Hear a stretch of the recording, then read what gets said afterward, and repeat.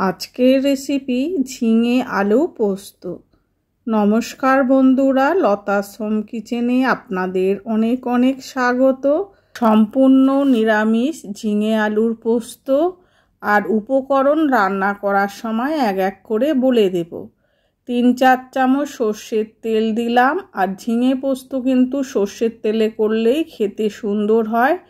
1/2 চামচ কালো জিরে আর একটা শুকনো লঙ্কা ফাটিয়ে ফোড়নে দিলাম। এরপর ডুমো করে আলু কেটে ধুয়ে কড়ার মধ্যে দিয়ে দিলাম। দিয়ে ভালো করে এবার নাড়াচাড়া করে লাল করে ভেজে নেব। ঝিঙে পোস্ত তো বন্ধু আপনারা সবাই করতে পারেন, কিন্তু আমি কি করে করি একদম সহজ পদ্ধতিতে, সেটাই আমি আপনাদের দেখাবো। আলু ভাজা হতে থাক আর আমি এদিকে পোস্ত বেটে নেব। আমি এখানে 50 গ্রাম পোস্ত নেব, আপনারা আপনাদের পরিমাণ অনুযায়ী পোস্ত নেবেন। প্রথমে আমি জল ছাড়া শুকনো মিক্সিতে ঘুরিয়ে নেব।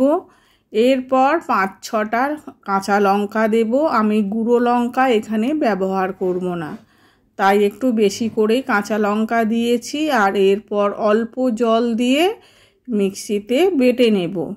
আর এদিকে আমার আলু লাল করে ভাজা হয়ে গেছে, আর বেশি ভাজবো না। এরপর আমি ঝিঙে কেটে ধুয়ে রেখেছিলাম, সেই ঝিঙে আমি আলুর ওপর দিয়ে দিলাম।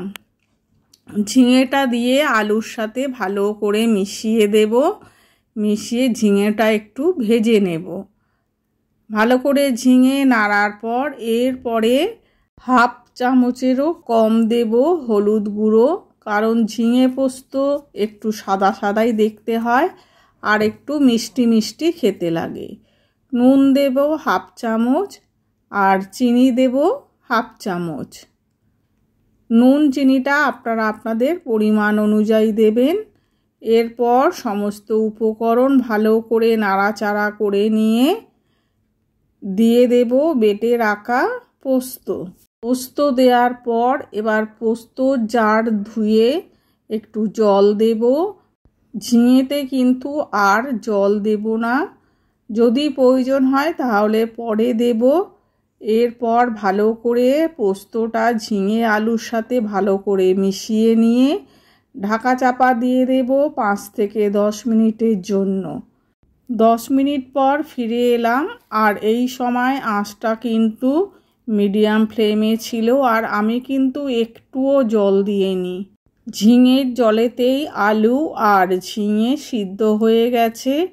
এরপর ভালো করে নাড়াচাড়া করে আরেকটু জলটা মেরে নেব, আর দেখে নেব আলু সিদ্ধ হয়েছে কিনা। দেখুন আলু সিদ্ধ হয়ে গেছে। এবার আরেকটু নাড়াচাড়া করে নিয়ে ঝোলটা শুকিয়ে নেব। ঝোলটা শুকিয়ে গেলেই রেডি হয়ে যাবে ঝিঙে আলুর পোস্ত।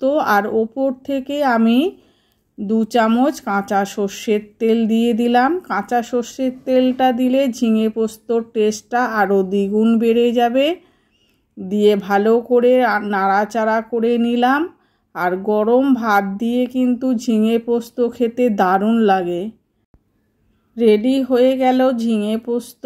এরপর একটা প্লেটে আমি পরিবেশন করে নেব। যদি রেসিপিটা ভালো লাগে বন্ধু, তাহলে ট্রাই করার অনুরোধ রইল। আর পুরো রেসিপিটা দেখার জন্য বন্ধু আপনাদের অনেক অনেক ধন্যবাদ। যদি রেসিপিটা ভালো লাগে তাহলে একটা লাইক কমেন্ট করে আমার পাশে থাকবেন। আর নতুন বন্ধু হলে সাবস্ক্রাইব করার অনুরোধ রইল। আপনারা ভালো থাকবেন, সুস্থ থাকবেন। ধন্যবাদ।